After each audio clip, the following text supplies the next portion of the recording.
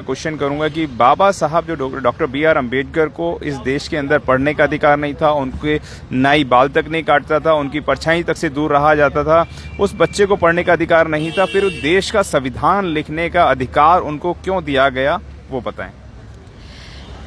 Sorry sir, मैं एक बात इसमें बोलना चाहूँगी कि उनको देश के संविधान लिखने का अधिकार किसी ने दिया नहीं था। दरअसल बाबा साहब देश की वो पहचान थी, और गांधी और नेहरू जो उस समय के सबसे दिग्गज नेता माने जा रहे हैं और आज भी लोग वो दिग्गजों की गिनती में आ रहे हैं, उन्हें भी ये पता था कि भारत जैसे देश का संविधान लिखना बहुत ही आम बात नहीं थी और बाबा साहब को वो अधिकार किसी ने दिया नहीं था। बाबा साहब ने वो कैपेबिलिटी कमाई थी उन सब संघर्षों को करके।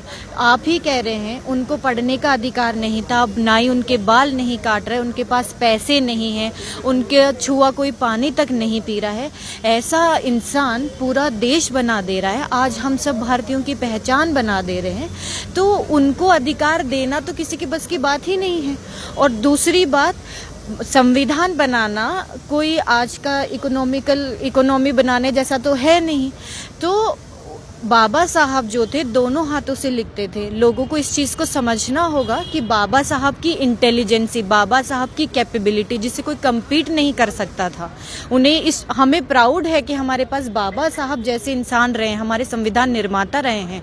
आज भी आप देखिए बाबा साहब द्वारा बनाए गए जो संविधान है भारत का, उसकी चर्चा दुनिया भर में होती है।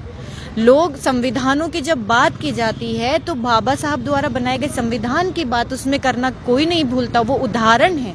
तो उस समय बाबा साहब जब पढ़ने का अधिकार भारत में उन्हें नहीं दिया गया था, ठीक है, आज की तरह तो नहीं था, क्योंकि पहले जो शिक्षा व्यवस्था थी वो अंग्रेजों के हाथ में थी और अंग्रेजों को चाहिए था कि जो क्वालिटी हो, उनको उन सब चीज़ों से कोई फ़र्क नहीं पड़ता था। बाबा साहब वो मुखर प्रतिभा थे, वो दोनों हाथों से लिखते थे। वो बहुत ही कम समय में उन्होंने कितने ही देशों के संविधान को पढ़ डाला।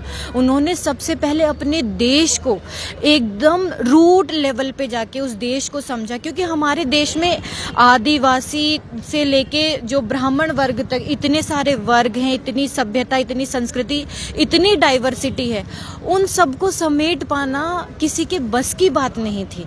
इसीलिए बाबा साहब को वो अधिकार नहीं मिला था, बाबा साहब ने वो कमाया था। बाबा साहब के अलावा वो कोई कर ही नहीं सकता था, इसीलिए बाबा साहब ने संविधान का निर्माण किया। और जो लोग कहते हैं कि नहीं, उनको इतने लोगों में बैठ के उन्होंने संविधान बनाया, वो लोग भी तो सवर्ण ही थे, ये थे, तो दरअसल कोई किसी को मौका नहीं देता है। वो उनकी कुव्वत थी और उस कुव्वत को सभी ने सलाम किया है और इसी वजह से आज हम बाबा साहब को इतनी इज्जत से, और बाबा साहब हम सबके दिलों में इसीलिए बसे हुए हैं क्योंकि उन्होंने हमें आंख बंद करके किसी दूसरी जगह पे चले जाने को नहीं कहा। उन्होंने वाकई में हमें वो भूमि, हमें वो आधार दिया है जो हम सब, जिसकी वजह से हम सब लोग आज जिंदा हैं। अंग्रेज़ों की मूल शर्त तो यही थी ना कि जब तक आप अपना संविधान नहीं बना लेंगे तब तक हम आपको आज़ाद नहीं करेंगे, क्योंकि उनको कहीं ना कहीं ये लगता था कि ये लोग कभी भी अपना कॉन्स्टिट्यूशन नहीं बना सकेंगे, राइट। तो आप ये सोचिए कि जहां आज हम सब, बाबा साहब जो लोग इस तरीके की बातें कर रहे हैं, उन्हें खुद के ऊपर शर्म आनी चाहिए कि अंग्रेज तक उन लोगों पे यकीन नहीं करते थे कि ये लोग कभी भी अपना कॉन्स्टिट्यूशन बना पाएंगे। तो मुझे लगता है कि इस सवाल में ही ये जवाब छिपा हुआ है। बाबा साहब को कोई अधिकार किसी ने दिया नहीं, ना ही कोई इतनी जहमत मतलब किसी को इतना हक या इतनी क्षमता किसी में थी ही नहीं, या आज भी नहीं है। वो उनकी मतलब उनकी कमाई हुई जो शिक्षा थी, उनकी जो नॉलेज थी, उनका जो व्यक्तित्व था, वो बोल रहा था। कौन है जो दोनों हाथों से लिख सकता है, जो इतनी सारी भाषाओं का ज्ञान रख सकता है, जो इतने कम समय में इतने सारे देशों के संविधान का अध्ययन कर सकता है। भारत जैसा देश जो आज भी लोगों की समझ से परे है, आज भी इतने सारे भारत के पहलू हैं जो अनदेखे, अनछुए हैं। और उस समय जहाँ पे ब्रिटिश शासन जाने लग रहा था लेकिन वो जाना नहीं चाह रहा था, उस समय में विभाजन की बातें भी चल रही थी। उस समय में बाबा साहब जैसा ही एक जो नेता है, वो उठ के और उन पूरे देश को एक किताब में समेट ले रहा है। ये क्षमता आप किसी में सोच भी सकते हैं? जो आप ये प्रश्न जो लोग खड़ा कर रहे हैं, मैं उनसे ये पूछना चाहती हूँ कि ये क्षमता आप किसी और इंसान में सोच भी सकते हैं?